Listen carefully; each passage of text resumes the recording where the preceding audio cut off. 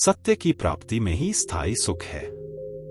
बौद्ध भिक्षु बोधि धर्म जब बौद्ध धर्म को भारत से चीन, जापान और पूर्वी एशिया के अन्य देशों में ले गए तो बौद्ध धर्म की जैन शाखा विकसित हुई। इसमें कथाओं के माध्यम से चेतना का विस्तार कर बद्धत्व की प्राप्ति के काबिल बनाया जाता है। ऐसी ही एक जैन कथा है कि एक व्यक्ति घने जंगल से गुजर रहा था।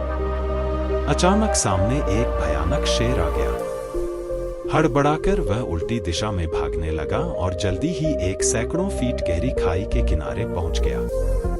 तभी उसे खाई में एक लंबी बेल लटकती नजर आई। उसे उम्मीद जगी कि बेल पर लटककर नीचे उतरने की कोई राह निकल आएगी। वह बेल पकड़कर लटकने लगा। तब तक खाई के कगार पर पहुंच चुका शेर उसे देखकर दहाड़ने लगा।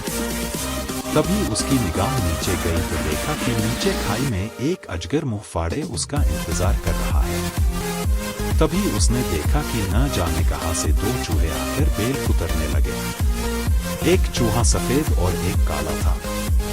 इस संकट के बीच उसे बेल में एक लाल और रस भरा चेरी की तरह का फल दिखा। उसने फल को मुंह में रखा और कहा कि कितना मीठा और अद्भुत फल है। शेर भूतकाल के कर्मों का प्रतीक है जो हमारा पीछा करते हैं। सांप बुढ़ापे व बीमारियों का प्रतीक है। खाई में लटकती बेल वर्तमान है। भूत व भविष्य के खतरों के बीच हम वर्तमान में वजूद बनाए हुए हैं और जंगली फल सांसारिक अस्थायी आनंद का प्रतीक है। दो चूहे दिन और रात का प्रतीक हैं जो लगातार उम्ररूपी वर्तमान की बेल काट रहे हैं।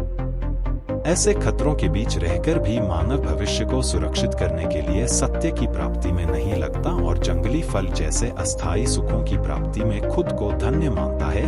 बुद्ध ने संयम सिखाया। बुद्ध के पास उनका एक शिष्य आया और बौखलाए स्वर में बोला, जमींदार राम सिंह ने मेरा अपमान किया है। आप अभी चले, उसे सबक सिखाना होगा। बुद्ध बोले, प्रियवर, सच्चे बौद्ध का अपमान करने की शक्ति किसी में नहीं होती। तुम इस बात को भुला दो। जब प्रसंग भुला दोगे तो अपमान कहां बचा रहेगा। शिष्य ने कहा, उसने आपके प्रति भी अपशब्दों को प्रयोग किया था। आप चलिए तो सही। आपको देखते ही वह शर्मिंदा हो जाएगा और क्षमा मांग लेगा। इससे मैं संतुष्ट हो जाऊंगा।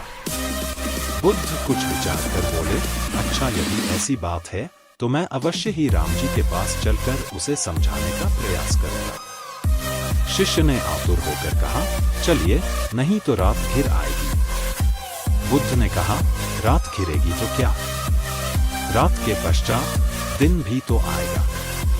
यदि तुम वहां चलना आवश्यक ही समझते हो तो मुझे कल याद दिलाना। कल चलेंगे। दूसरे दिन शिष्य अपने काम में लग गया और बुद्ध अपनी साधना में लीन हो गए। दोपहर होने पर शिष्य से पूछा, आज राम जी के पास चलना है? शिष्य ने कहा कि नहीं, मैंने जब घटना पर फिर से विचार किया तो मुझे इस बात का आभास हुआ कि भूल मेरी ही थी। अब राम जी के पास चलने की कोई जरूरत नहीं है। बुद्ध ने मुस्कुराकर कहा, अगर हम तुरंत प्रतिक्रिया देने से बचें तो हमारे भीतर की कटुता समाप्त हो जाती है। शिष्य बुद्ध का आशय समझ उनके प्रति नतमस्तक हो गया। ज्ञान की सार्थकता। एक व्यक्ति बुद्ध के पास गया और बोला कि गुरुदेव, मुझे जीवन के सत्य का पूर्ण ज्ञान है, फिर भी मेरा मन किसी काम में नहीं लगता। इस अस्थिरता का क्या कारण है? बुद्ध ने उसे रात तक इंतजार करने के लिए कहा।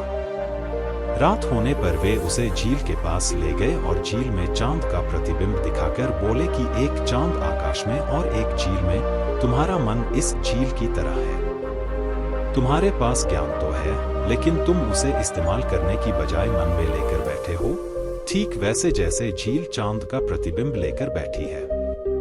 तुम्हारा ज्ञान तभी सार्थक होगा जब तुम उसे व्यवहार में एकाग्रता व संयम के साथ अपनाने की कोशिश करो।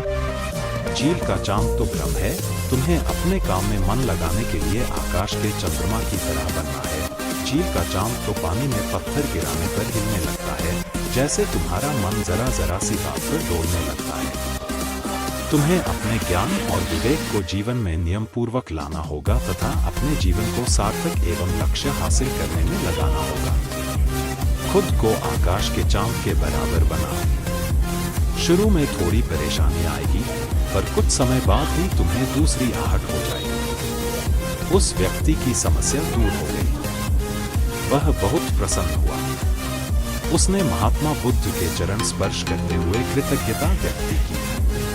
दान में नहीं होना चाहिए अहंकार। एक अमीर आदमी था।